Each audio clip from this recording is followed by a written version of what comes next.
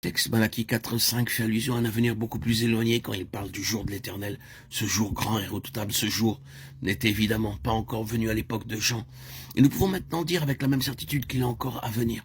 Il en va de cette prophétie comme des prédictions plus connues relatives à la venue du Messie.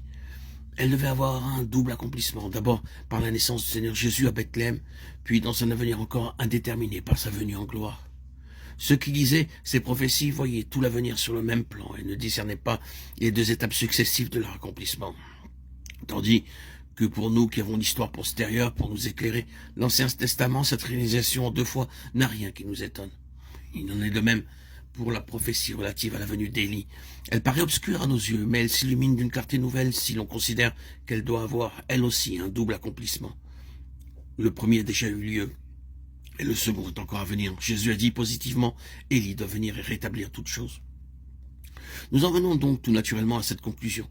C'est qu'avant de venir dans sa gloire, le Seigneur suscitera un Élie. Peut-être pas Élie en personne, mais un instrument, tout le moins revêtu de l'esprit et de la puissance qui se manifestèrent en lui.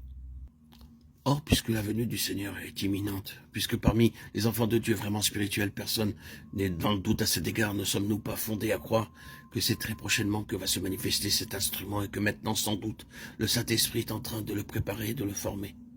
Et la question qui se pose à nous est la suivante. Sommes-nous peut-être impliqués personnellement dans la préparation de cet instrument? Dieu a-t-il les yeux sur nous pour voir si nous sommes prêts à entrer dans son plan? Cherche-t-il à nous mettre à part pour un service exceptionnel?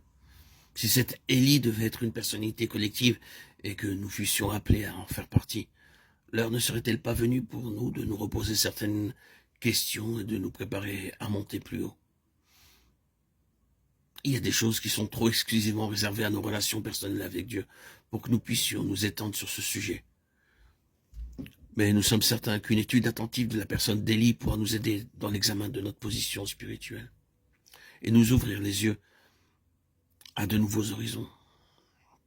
Elle nous fera mieux comprendre, en tout cas, quelle est la nature de l'instrument que Dieu est en train de préparer, car tout nous porte à croire que Dieu se prépare aujourd'hui un instrument nouveau, qu'il manifestera à son heure. Nous savons par Jacques 5,17 qu'Élie était un homme de la même nature que nous. Nous n'avons donc pas à nous laisser influencer par cette idée fausse que nous avons là quelqu'un qui était en lui-même au-dessus de nous, ou disposé de ressources que nous n'avons pas. Tout ce qu'il était, nous pouvons l'être. Car ce qu'il était, il était en raison du Dieu qui était avec lui. Ce que nous pouvons être, nous, c'est en vertu du même principe Christ en nous, que nous le deviendrons. Gardons-nous donc de l'oublier. Si puissant qu'ait pu être Élie, nous sommes des candidats à un service spirituel d'égale puissance. Il s'exprimera peut-être dans d'autres directions, mais qu'importe pourvu que le même résultat soit atteint. Or, le résultat voulu de Dieu sera toujours atteint si nous remplissons les conditions fondamentales.